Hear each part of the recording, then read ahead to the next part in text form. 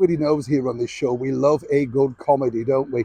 We have to look back to the golden days of British comedy, though, and of course worldwide comedy, to find a laugh because everything's being scored out now. Many fans here on the show like things like Are You Being Served, Porridge, Dick Emery, things like that you just simply chuckle at, don't you? I mean, we mentioned the Carry-Ons the other day, and that got a very big response. So thank you for that. I'm glad you enjoyed it.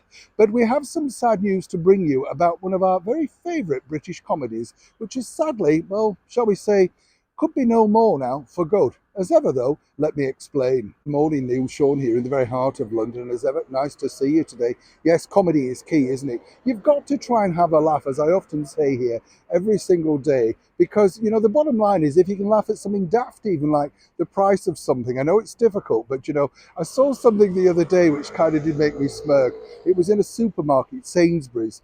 Gingerbread person. You think, oh, please. You know, it's a snack, isn't it? It's been known as gingerbread men for years, but oh no, the Tickerati, the woke boxy people can't have that. No, it won't do. And the guy who was standing at the bakery just wondered what I was laughing at, and I thought, well, you're a clothead for agreeing to put that forward. But there you go, you know, that's the world we live in now. Now, I've been lucky enough, as many people know, to interview many of the greats over the years, including the son of the late and brilliant Dick Emery, who was just one of my all-time favourites. Loved his character, Mandy.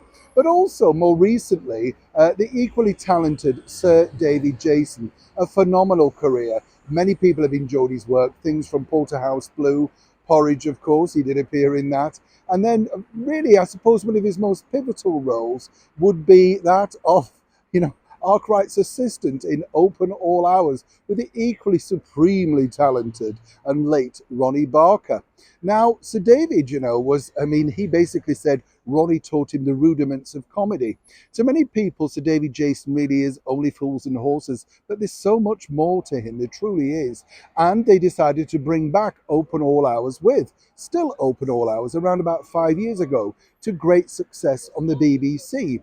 As Sir David said at the time, it was one of those shows that you could sit down with the family, still giggle, and not be offended by many things. Now, a lot of people, of course, say shops like that don't exist in this 21st century age. Trust me, where I come from in Yorkshire, we still have shops like that. They sell everything because they know that they've got to cater to all of their customers. And yes, they are open all hours.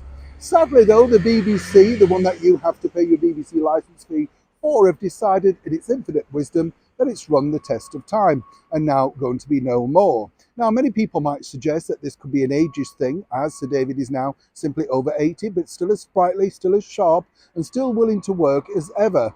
He is baffled by this decision, but of course, the BBC clearly want to chase the youth vote that watch TikTok and YouTube and Snapchat and all those other things that are not aligned to the British Broadcasting Corporation.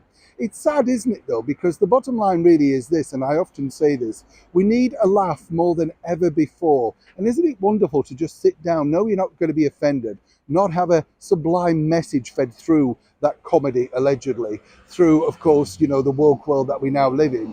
Everything that seemingly we enjoy, they decide to take away. Wouldn't it be wonderful if another channel decided to pick up the mantle and keep Open All Hours still Open All Hours? Let's hope, for Sir David Jason's sake, someone sees the value in this evergreen and very funny comedy. Neil Sean in the very heart of London.